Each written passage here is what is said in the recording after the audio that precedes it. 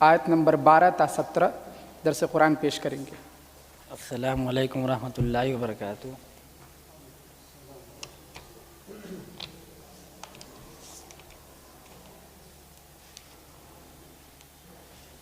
اعوذ باللہ من الشیطان الرجیم، بسم اللہ الرحمن الرحیم۔ انا نحن نحیی الموتى ونکتب ما قدموا وآثارهم وکل شیء احصیناہ فی امام مبین۔ بے شک ہم زندہ کریں گے مردوں کو، اور ہم لکھ رہے ہیں جو انہوں نے آگے کیا اور پیچھے کیا، اور ہر چیز کو ہم نے شمار کیا ہے ایک واضح کتاب میں۔ اللہ تعالیٰ کہہ رہا ہے کہ ہم مردوں کو زندہ کریں گے، اور ہم لکھ رہے ہیں جو انہوں نے آگے اور پیچھے کیا۔ آگے اور پیچھے چھوڑنے کا مطلب یہ ہے کہ انسان اس دنیا میں بہت سے اعمال کرتا ہے جس کو آخرت کو مد نظر رکھ کر کرتا ہے، یعنی بہت سے کام جیسے نماز، روزہ، زکوٰۃ، حج وغیرہ صرف اس لیے کہ اس کا فائدہ وہ آخرت میں لینا چاہتا ہے، اور بہت سے کام ایسے ہیں جس کو انسان اس دنیا کے لیے کر رہا ہے، اپنی اولاد کے لیے کر رہا ہے۔ اللہ تعالیٰ کہہ رہا ہے جو یہ سب کر رہے ہیں، ہم سب کچھ لکھ رہے ہیں ایک واضح کتاب میں۔ اسی اعمال نامے کے بارے میں ہے، جب یہ لوگوں کے سامنے کھلے گا تو وہ کہے گا ما لی ھذا الکتاب، یہ کیسی کتاب ہے، لا یغادر صغیرۃ ولا کبیرۃ الا احصاھا، اس نے نہیں چھوڑا کسی صغیرہ یا کبیرہ گناہ کو یہاں تک کہ اس کو شمار کر لیا۔ اسی لیے ہمیں ہر کام کرتے وقت سوچ لینا چاہیے کہ اللہ تعالیٰ ہمیں دیکھ رہا ہے۔ یہ بات ہمیں اپنے ذہن میں بیٹھا لینا چاہیے کہ اگر یہ بات ہمارے ذہن میں بیٹھ جائے گی تو ہم بہت سے گناہوں سے بچ جائیں گے، اس لیے کہ ہمیں ہر وقت احساس ہوگا کہ اللہ تعالیٰ ہمیں دیکھ رہا ہے، اور کراماً کاتبین ہمارے کندھے پر لکھ رہے ہیں۔ یہ زمین اذا زلزلت الارض زلزالھا، یہ زمین ہمارا ہر ایک عمل نوٹ کر رہی ہے۔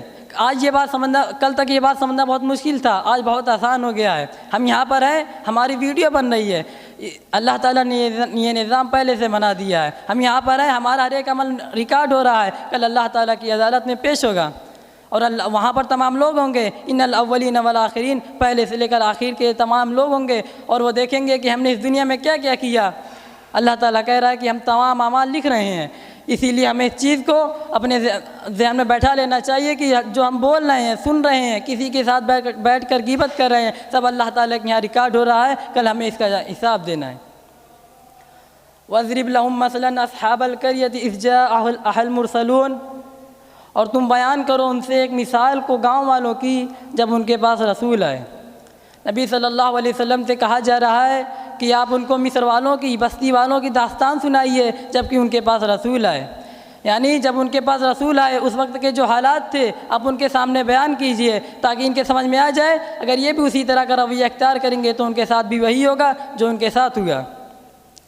اذ ارسلنا الیہم اثنین فکذبوہما فعززنا بثالث فقالوا انا الیکم مرسلون، جب ہم نے ان کی طرف دو کو بھیجا پس انہوں نے اس کو جھٹلایا، پس ہم نے تائید کی ایک تیسرے کے ساتھ، پس انہوں نے کہا بے شک ہم تمہاری طرف بھیجے گئے ہیں۔ اللہ تعالیٰ کہہ رہا ہے کہ ہم نے ان کی طرف دو رسول کو بھیجا، دو رسول یعنی حضرت موسیٰ علیہ السلام کو اور ہارون علیہ السلام کو، جب انہوں نے ان کو جھٹلایا تو ہم نے ان کی ایک تیسرے مرد مومن کے ساتھ تائید کی۔ اس مرد مومن کا نام واضح نہیں ہوا ہے۔ یہ مرد مومن موسیٰ علیہ السلام کے بہت ہی جانثار اور بہت ہی ہم معاون و مددگار تھے۔ کہ آپ یہ یوں سمجھیے کہ جیسے موسیٰ علیہ السلام کے لیے یہ جو مرد مومن ہے اس کی حیثیت بالکل اس طرح کی ہے جیسے آپ صلی اللہ علیہ وسلم کے لیے ابو بکر صدیق رضی اللہ تعالیٰ عنہ کی ہے۔ کتنے برے وقت میں حضرت ابو بکر رضی اللہ تعالیٰ عنہ نے آپ صلی اللہ علیہ وسلم کا ساتھ دیا۔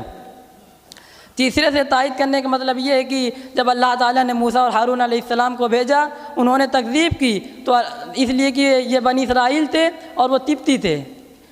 قبطیوں نے بنی اسرائیل کو غلام بنا کر رکھا تھا، ان سے صرف کام لینا، اپنی زبان میں کہتے ہیں تو ان سے صرف کھٹانا تھا، کام کرواتے تھے۔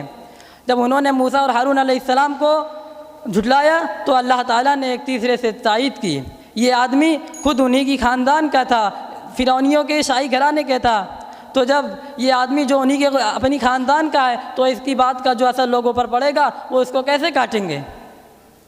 اللہ تعالیٰ کہہ رہا ہے کہ اس کو کیسے کاٹیں گے؟ پھر موسیٰ اور ہارون علیہ السلام نے کہا اور مرد مومن نے کہا کہ ہم اللہ کی طرف سے بھیجے ہوئے رسول ہیں۔ اب اسی مرسلون سے لوگوں کو شک ہوا ہے کہ اس سے مراد وہاں جو عیسیٰ علیہ السلام کے حواری ہیں اس کے معنی میں ہے، لیکن آپ غور کیجئے کہ جب کہیں سے کوئی مرسل بھیجا جاتا ہے تو اس میں جو لوگ ہوتے ہیں اس میں تمام لوگوں کا مقام و مرتبہ ایک نہیں ہوتا، کوئی بڑے درجے کا ہوتا ہے، کوئی چھوٹے کا درجے کا ہوتا ہے۔ یہی بات یہاں پر کہی جا رہی ہے علی وجہ سبیل، تمام لوگوں کے ایک ساتھ کہا گیا ہے انا علیکم مرسلون، بے شک ہم تمہاری طرف بھیجے گئے ہیں۔ انہی چند باتوں پر میں اپنی تقریر کو ختم کرتا ہوں۔ آخر دعوانا ان الحمدللہ رب العالمین۔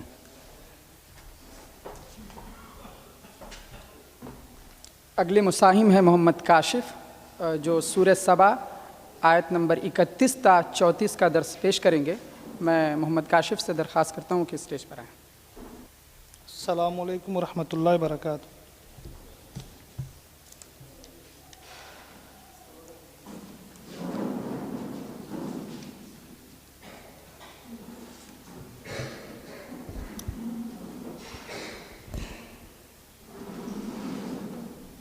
اعوذ باللہ من الشیطان الرجیم، بسم اللہ الرحمن الرحیم۔ وقال الذین کفروا لن نؤمن بهذا القرآن ولا بالذی بین یدیہ ولو تری اذ الظالمون موقوفون عند ربهم یرجع بعضهم الى بعض القول یقول الذین استضعفوا للذین استکبروا لولا انتم لکنا مؤمنین قال الذین استکبروا للذین استضعفوا انحن صددناکم عن الهدى بعد اذ جاءکم بل کنتم مجرمین وقال الذین استضعفوا للذین استکبروا بل مکر اللیل والنہار اذ تأمروننا ان نکفر باللہ ونجعل له اندادا واسروا الندامة لما رأوا العذاب وجعلنا الاغلال في اعناق الليل كفروا هل يجزون الا ما كانوا يعملون وما ارسلنا في قرية من نذير الا قال مترفوها انا بما ارسلتم به كافرون۔ صدر اجلاس اور عزیز ساتھیوں، کہتے ہیں وہ لوگ جنہوں نے کفر کیا کہ ہم ہرگز ایمان نہیں لائیں گے اس قرآن پر اور نہ اس پر جو اس سے پہلے ہے۔ کاش تم دیکھتے جب ظالم کھڑے کیے جائیں گے اپنے رب کے نزدیک، لوٹائے گا ان کا باز کی طرف بات کو، اور کہیں گے وہ لوگ جو پسماندہ ہیں ان لوگوں سے جو بڑے ہیں، اگر تم نہ ہوتے تو ہم ایمان والے ہوتے۔ کہیں گے وہ لوگ جو بڑے ہیں ان لوگوں سے جو پسماندہ ہیں، کیا ہم نے تم کو روکا ہدایت سے اس کے بعد جب کہ تمہارے پاس آیا، بلکہ تم مجرم ہو۔ اور کہیں گے وہ لوگ جو پسماندہ ہیں ان لوگوں سے جو بڑے ہیں، بلکہ تمہاری رات اور دن کی سازش تھی، جبکہ تم ہم کو حکم دیتے تھے یا کہ تم انکار کرو اللہ کا اور بناؤ اس کا شریک، اور وہ چھپائیں گے اپنی ندامت کو جب وہ دیکھیں گے عذاب کو۔ اور ہم نے بنایا توق اور ہم نے ڈالا توق ان کے گلے میں ان لوگوں کے جنہوں نے کفر کیا، کیا ان کو بدلہ دیا جائے گا اس کے سوا جو وہ کرتے تھے۔ ساتھیوں، وہ لوگ کہیں گے جنہوں نے تکبر کیا،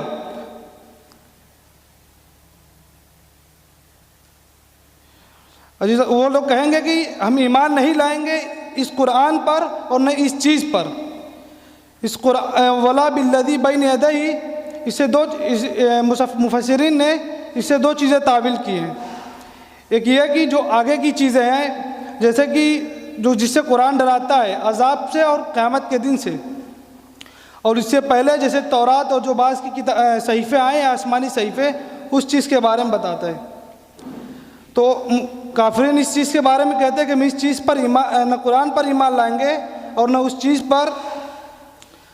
کاش کہ تم دیکھتے جب ظالم کھڑے کیے جائیں گے اپنے رب کے نزدیک، جب ظالم اپنے رب کے نزدیک کھڑے کیے جائیں گے تو اس وقت ان کا حال کیا ہوگا وہ زیادہ بہتر جانتے ہیں۔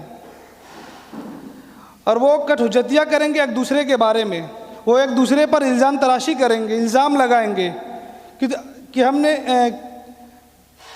کہ جو پسماندہ لوگ ہیں وہ الزام لگائیں گے کہ تمہاری وجہ سے ہم جہنم میں گئے، آج تمہاری وجہ سے ہمارا یہ حشر ہوا ہے، آج تمہاری وجہ سے ہمارا یہ حال ہے، تم نے ہمیں پھنسا دیا۔ تو کہیں گے وہ لوگ جو بڑے ہیں اپنے پسماندہ لوگوں سے کہ کیا ہم نے تم کو روکا ہے ہدایت سے، جبکہ تمہارے پاس ہدایت آ چکا تھا۔ وہ لوگ جانتے تھے کہ ان کے پاس ہدایت آ چکا ہے۔ جو پسماندہ لوگ ہیں وہ جانتے تھے کہ ہدایت ہے، یہ صحیح راہ ہے، یہ سیدھی راہ ہے، یہ راہ اللہ تعالیٰ کی طرف جا رہی ہے، پھر بھی وہ لوگ ان کی اپنے بڑوں کی پیروی کرتے تھے، اپنے سرداران کی پیروی کرتے تھے۔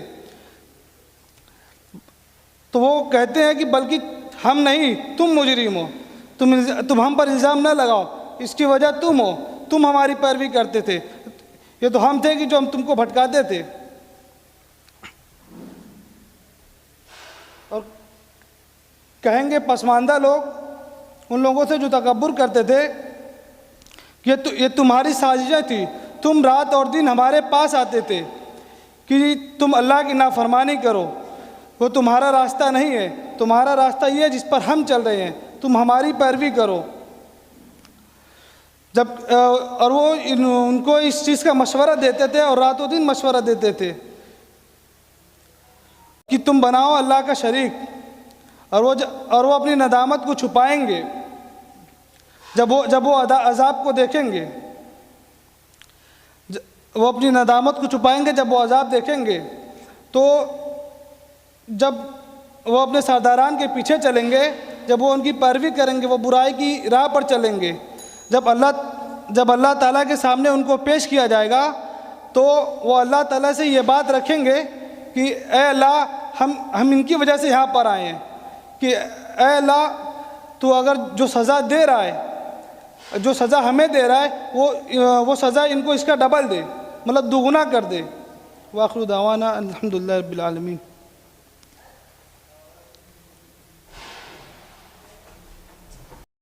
اگلے مساہم ہیں محمد اسامہ کمراواں، جو سورہ یاسین آیت نمبر 12 تا 17 کا درس قرآن پیش کریں گے۔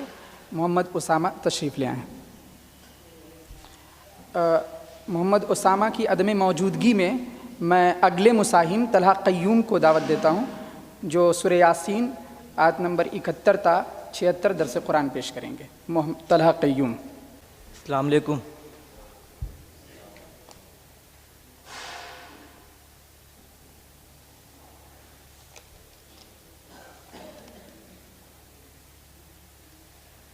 اعوذ باللہ من الشیطان الرجیم، بسم اللہ الرحمن الرحیم۔ اولم یروا انا خلقنا لهم مما عملت ایدینا انعاما فهم لها مالکون وذللناها لهم فمنها ركوبهم ومنها یاکلون ولهم فیہا منافع ومشارب افلا یشکرون واتخذوا من دون اللہ آلیۃ لعلهم ینصرون لا یستطیعون نصرهم وهم لهم جند محضرون فلا یحزنک قولهم انا نعلم ما یسرون وما یعلنون۔ کیا انہوں نے غور نہیں کیا کہ ہم نے اپنے ہاتھوں سے بنائی ہوئی چیزوں میں ان کے لیے چوپائے بنائے، پر تو ان کے مالک بنے ہوئے ہیں۔ فرمایا کہ کیا وہ اس بات پر غور نہیں کرتے کہ ہم نے اپنی حکمت و قدرت سے چوپائے بنائے، پس وہ ان کو مالک بنا دیا، اور ان پر پوری آزادی کے ساتھ مالکانہ تصرف رکھتے ہیں اور اپنی تمام ضروریات میں ان کا استعمال کرتے ہیں۔ اما عملت ایدیہم میں وہی بات ایک دوسرے اسلوب میں فرمائی گئی ہے جو پیچھے آیت 35 میں آیت میں فرمائی گئی ہے، جسے آیت میں فرمائی گئی ہے۔ یہ چیزیں اپنی پیدائش میں شاہد ہیں کہ ان کو صرف اللہ ہی وجود میں لا سکتا ہے، کوئی دوسرے کی مجال نہیں کہ وہ ان کو وجود میں لا سکتا ہے یا ان کو انسان کا مطیع و فرماندہ بنا سکتا ہے۔ اور یہ محض رب کریمی ہے کہ اس نے ان چوپاؤں کو انسان کے لیے مطیع اور فرماندہ بنا سکتا ہے۔ اور یہ رب کریم کی کریمی ہے کہ اس نے ان چوپاؤں کو بنایا اور ان کو انسانی غلامی میں دے دیا. اور یہ زمانے یہ صورتحال دعوت دیتی ہے کہ یہ زمانے صورتحال دعوت دیتی ہے قرآن یہ دعوت دیتی ہے کہ اس جو بس ہم نے ان کے لیے ان کو مطیع بنا دیا، بس بعض ان میں سواریاں ہیں اور بعض ان کو غذا حاصل کرتے ہیں. اور یعنی سواری اور غذا کے علاوہ اور بھی بہت سے فوائد ہیں جن سے وہ سواریاں جن پر وہ سوار ہوتے ہیں اور بعض پر وہ اپنی غذا حاصل کرتے ہیں. دیکھا جائے تو جانور جیسے اونٹ، گھوڑے، بیل وغیرہ انسان سے طاقت میں بہت زیادہ ہیں. اثر یہ ہونا چاہیے اس کا اثر یہ ہونا چاہیے تھا کہ انسان اس کو قابو میں نہ لا سکتا، لیکن حق تعالیٰ نے جیسا ان کی فطرت میں رکھا انہوں نے ان کو ان کا مطیع بنا دیا. اور ایک چھوٹا لڑکا بھی ایک کبھی گھوڑے کی منہ میں لگام ڈال دیتا ہے اور اس کی پشت پر سوار ہو کر جہاں چاہتا ہے پھرتا ہے. اور انہوں نے اللہ کے علاوہ دوسرے معبود بنائے شاید ان کی مدد کی جائے، اور ان کی مدد نہ کی جائے گی بلکہ وہ ان کے فوج کی حیثیت سے ان کے ساتھ اللہ کے حضور حاضر کیے جائیں گے اور اللہ ان کے درمیان فیصلہ کرے گا کہ یہ کس سزا کی مستحق ہیں. اور وہ جن چیزوں کا وہ دنیا میں معبود بنا رکھا تھا وہ ان کے قیامت کی روز ان کے مخالف ہو کر ان کے خلاف گواہی دیں گے. اور آپ غمگین نہ ان کی باتوں سے کیونکہ اللہ ان کے ظاہر اور ان کے باطل سے بخوبی واقف ہے. یہاں آپ وسلم کو تسلی دی گئی ہے کہ آپ ان کے جو آپ کو شاعر اور کھپتی بناتے ہیں ان سے غمگین نہ ہو، کیونکہ آپ اللہ کے کام کر رہے ہیں اور اللہ کا کام کرتے رہیں. اور آپ بھروسہ رکھیں کہ اللہ آپ کے دشمنوں سے نپٹنے کے لیے کافی ہے. واقعی الحمد للہ العالمین. شکراً، جزاکم اللہ خیراً. اس کے بعد اگلے مصاحب ہیں عبد الواحد. میں عبد الواحد خالص پور کو دعوت دیتا ہوں جو سورہ اخلاص مکمل سورۃ الاخلاص کا درس دیں گے. اعوذ باللہ من الشیطان الرجیم. بسم اللہ الرحمن الرحیم. قل هو اللہ احد اللہ الصمد لم یلد ولم یولد ولم یکن له کفوا احد. کہو وہ اللہ یکتا ہے، اللہ سب سے بے نیاز ہے اور سب اس کے محتاج ہیں. نہ وہ اس کی کوئی اولاد ہے اور نہ وہ کسی کی اولاد ہے اور اس کا کوئی ہمسر نہیں. محترم اساتذہ اکرام اور عزیز ساتھیوں، یہ سورہ جو میں نے آپ حضرات کے سامنے تلاوت کی ہے یہ سورہ اخلاص ہے. اخلاص اس وجہ سے کہتے ہیں کہ اخلاص کے معنی ہے کسی چیز کو خالص کرنا. اس میں اللہ تعالیٰ کی عبادت کو صرف اللہ ہی کے لیے خالص کرنا مقصود ہے کہ عبادت ہو صرف اللہ ہی کی ہو، اس کے علاوہ کسی اور کی عبادت نہ ہو اور اس کے ساتھ کسی اور کو شریک نہ کریں. اسی وجہ سے اس کو سورہ اخلاص کہتے ہیں. شان نزول یہ ہے کہ جب نبی کریم صلی اللہ علیہ وسلم نے اللہ تعالیٰ کے حکم سے مکہ مکرمہ میں توحید کی دعوت کا آغاز کیا تو لوگوں کو یہ سمجھانے کی کوشش کی کہ یہ بت جو تم لوگوں نے اپنے ہاتھوں سے بنائے ہیں یہ کیسے تمہاری حاجتیں پوری کر سکتے ہیں، کیسے تمہاری مشکلیں دور کر سکتے ہیں. تمہاری حاجتیں تو وہی پوری کر سکتا ہے جس نے اس پوری کائنات کو پیدا کیا ہے، جو تمہارا بھی مالک ہے اور تمہارے آباء و اجداد کا بھی مالک تھا، جو آسمان و زمین اور جو کچھ بھی چیزیں ہیں ان سب کا بھی مالک ہے. تو وہی تمہاری حاجتیں پوری کر سکتا ہے، اس کے علاوہ کوئی اور تمہاری حاجت نہیں پوری کر سکتا. تو بعض جاہل قسم کے مشرکین نے اس کے جواب میں نبی کریم صلی اللہ علیہ وسلم سے سوال کیا کہ تم جس خدا کی طرف ہمیں دعوت دے رہے ہو وہ خدا کس چیز کا بنا ہوا ہے؟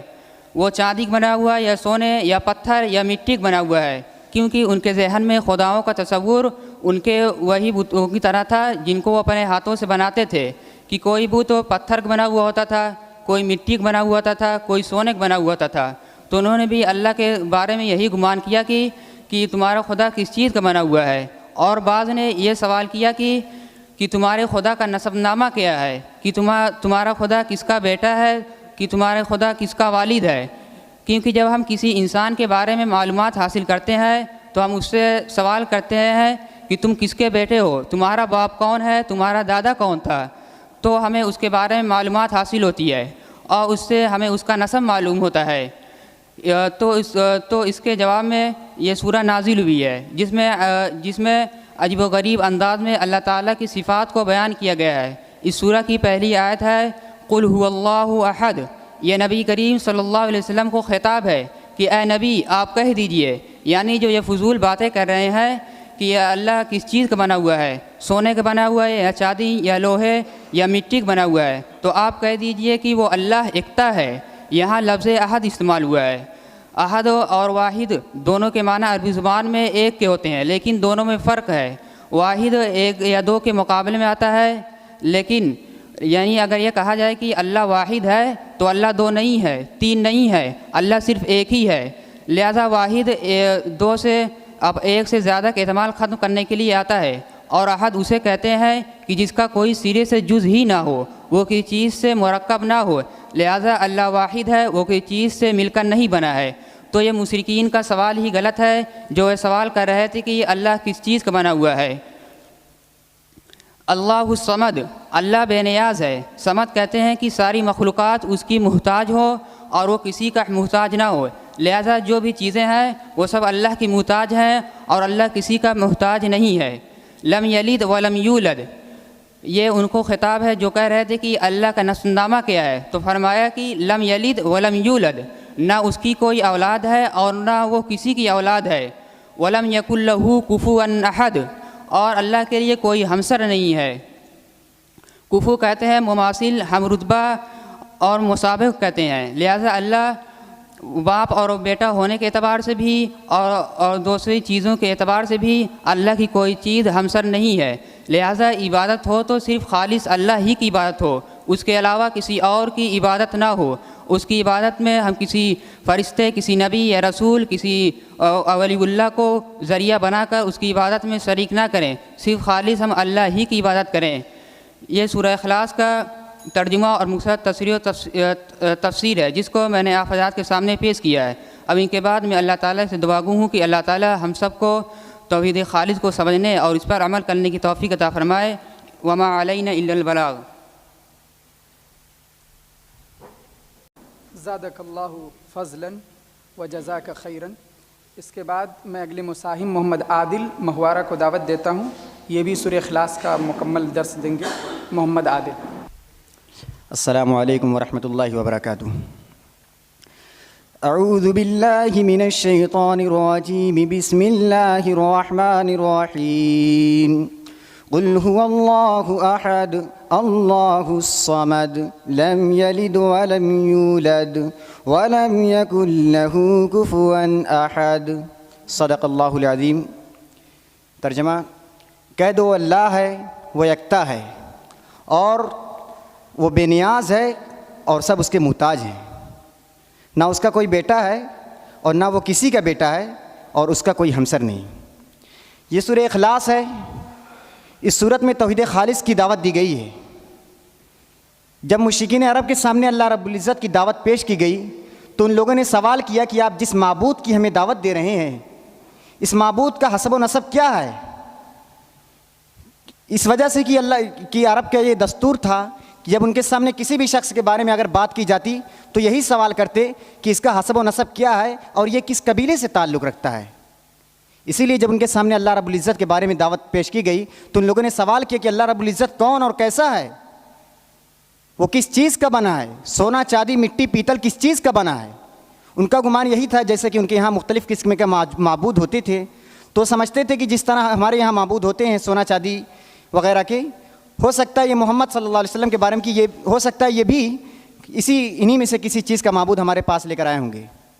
تو اللہ رب العزت نبی کریم صلی اللہ علیہ وسلم کی زبان سے کہلواتا ہے کہ کہہ دو قل هو اللہ احد، وہ اللہ ہے، میں کوئی نیا رب لے کر نہیں آیا ہوں کہ جس کی عبادت تمہارے سب معبودوں کو چھوڑ کر تم سے کرواؤں، بلکہ یہ وہی ہستی ہے جس کے بارے میں تم لوگ قدیم زمانے سے جانتے ہو۔ کیونکہ لفظ اللہ یہ عرب والوں کے لیے کوئی اجنبی لفظ نہیں تھا. قدیم ترین زمانے سے جب وہ لوگ خالق کائنات کے لیے اگر کوئی لفظ استعمال کرتے تھے تو وہ لفظ اللہ ہی تھا. اور ان کے یہاں مختلف قسم کے جتنے بھی معبود تھے ان کے لیے اگر وہ استعمال کرتے تھے تو وہ لفظ صرف الہ تھا, اللہ نہیں استعمال کرتے تھے. اللہ رب العزت پر ان کے عقائد کافی مضبوط تھے, جس کا قرآن مجید میں ذکر ہوا ہے کئی صورتوں میں. سورہ زخرف میں آیا ہے وَلَئِن سَأَلْتَهُم مَّنْ خَلَقَهُمْ لَيَقُولُنَّ اللَّهُ, اگر تم ان سے پوچھو کہ ان کو کس نے پیدا کیا تو ضرور یہی کہیں گے کہ ان کا پیدا کرنے والا اللہ ہے. اسی طرح سورہ مومنون اور سورہ یونس وغیرہ میں بھی اس کا ذکر ہوا ہے. ان کا عقیدہ اللہ رب العزت پر کافی مضبوط ہونے کی وجہ سے جب انہوں نے سوال کیا کہ اللہ رب العزت کون اور کیسا ہے تو ان کو صرف اتنا ہی جواب دیا گیا کہ وہ اللہ ہے. اس جواب سے خود بخود یہ مطلب نکلتا ہے کہ تم جس کو اپنا خالق اور تمام کائنات کا خالق سمجھتے ہو اور جس کو تمام کائنات کا مالک, رازق, مدبر و منتظم سمجھتے ہو, یہ وہی ہستی ہے جس کو تم مصیبت کے وقت میں پکارتے ہو تمام معبودوں کو چھوڑ کر. اسی کی طرف میں تم کو دعوت دے رہا ہوں اور وہی میرا معبود ہے. اللہ الصمد, اللہ بے نیاز ہے اور تم سب اس کے محتاج ہو. یعنی کہ اگر ہم یہ گمان کریں کہ اللہ رب العزت ہماری نماز اور ہمارے روزے کا محتاج ہے تو یہ بالکل غلط ہے. اگر ہم نماز روزہ نہیں کرتے ہیں تو اس میں صرف ہمارا نقصان ہے. اللہ تو بے نیاز ہے. اگر ہم سب کے سب اس کی مخالفت پر آمادہ ہو جائیں تو اس کا کوئی فرق پڑنے والا نہیں ہے, کیونکہ اللہ رب العزت دوسری جگہ فرماتا ہے یا ایھا الناس انتم الفقراء الی اللہ, اے لوگو تم لوگ اللہ رب العزت کے ہی محتاج ہو نہ کہ وہ محتاج ہے. واللہ هو الغنی الحمید, اور وہ تو بے نیاز اور ستودہ صفات ہے. اور بے نیاز کا مطلب یہ بھی نہیں سمجھا جا سکتا کہ اللہ رب العزت بالکل دنیا کو بنا کر ایک دم الگ تھلگ ہو گیا ہے اور لاپرواہ چھوڑ دیا ہے, انسان کو یوں ہی پیدا کیا ہے. بلکہ اللہ رب العزت فرماتا ہے ادعونی استجب لکم, تم لوگ مجھے پکارو میں تمہاری دعاؤں کو قبول کروں گا. اللہ تعالیٰ کہتا ہے ما خلقناکم عبثا ما خلقناہا عبثا, ہم نے تم کو یوں ہی بیکار نہیں پیدا کیا, ہم نے دنیا کو بیکار نہیں پیدا کیا, بلکہ اس دنیا کو اور تم کو ایک غرض و غایت کے تحت پیدا کیا گیا ہے. لم یلد ولم یولد, نہ ہی وہ کسی کی اولاد ہے, نہ وہ اس کی کوئی اولاد ہے, نہ وہ کسی کی اولاد ہے. جیسے کہ مشرکین عرب کا یہ گمان تھا کہ یہ فرشتے, یہ دیویاں جو ہیں یہ اللہ رب العزت کی بیٹیاں ہیں. قرآن میں ارشاد ہے وَجَعَلُوا الْمَلَائِكَةَ الَّذِينَ هُمْ عِبَادُ الرَّحْمَنِ إِنَاثًا, وہ لوگ فرشتوں کو جو الرحمن کے بندے ہیں ان کو اللہ رب العزت کی بیٹیوں کا درجہ دے رکھا ہے. یہود کا گمان ہے وقالت الیہود عزیر ابن اللہ, عزیر اللہ کے بیٹے ہیں. نصارہ کہتے ہیں وقالت النصارى المسیح ابن اللہ, نصارى اللہ کے بیٹے ہیں. تو ان تمام اقوال کی تردید اس آیت میں کی جاتی ہے کہ یہ سب جو لوگ کہہ رہے ہیں وہ سراسر جھوٹ اور من گڑھت ہے. بلکہ اللہ رب العزت کہتا ہے وَيَوْمَ نَحْشُرُهُمْ جَمِيعًا ثُمَّ يَقُولُ الْمَلَائِكَةُ هَؤُلَاءِ إِيَّاكُمْ كَانُوا يَعْبُدُونَ, یاد رکھو اس دن کو جس دن اللہ رب العزت تم سب کو جمع کرے گا اور پوچھے گا ان فرشتوں کو جن کو تم لوگ ان کی بیٹیاں سمجھ کر عبادت کرتے ہو, جس کو پوچھتے ہو کہ یہ لوگ سفارش کی باعث بنیں گی, تو اس دن اللہ رب العزت پوچھے گا کہ کیا یہ لوگ تمہاری عبادت کرتے تھے؟ تو لوگ جواب کہیں گے قالوا سبحانك انت ولينا من دونهم بل كانوا يعبدون الجن اکثرهم بهم مؤمنون, تو ہی پاک تو ہی کارساز ہے ہمارا ان لوگوں کے علاوہ, اور یہ لوگ تو جنوں کی عبادت کرتے تھے اور ان میں سے اکثریت انہی کی عبادت کرتی تھی. ولم یکن لہ کفوا احد, اور اللہ کا کوئی ہمسر نہیں. یعنی تم لوگ یہ مٹی اور سونے کے پتلے بنا کر اللہ رب العزت کا شریک ٹھہرا رہے ہو تو اس کا ثانی کوئی نہیں ہے. قرآن میں ارشاد ہے لیس کمثلہ شیء, اللہ رب العزت جیسا کوئی نہیں ہے اور اس کا دوسرا کوئی نہیں ہے, اور اس پوری کائنات کا مالک تنہا وہی ہے. اس لیے اس صورت میں صرف معترضین کے اعتراضات کا ازالہ کیا گیا ہے اور اس میں اللہ رب العزت کی وحدانیت کا اقرار کروایا گیا ہے. اب اللہ رب العزت سے دعا گو ہوں کہ اللہ تعالیٰ ہم سب کو توحید خالص پر کے مطابق زندگی گزارنے کی توفیق عطا فرمائے. وما علینا الا البلاغ. ماشاء اللہ, بارک اللہ فیک وزادک. اب اس بزم کے سب سے آخری مساہم مغیرہ ضیاء الدین کو دعوت دیتا ہوں جو سورہ سبا آیت نمبر 28 تا 30 کا درس دیں گے. باللہ من الشیطان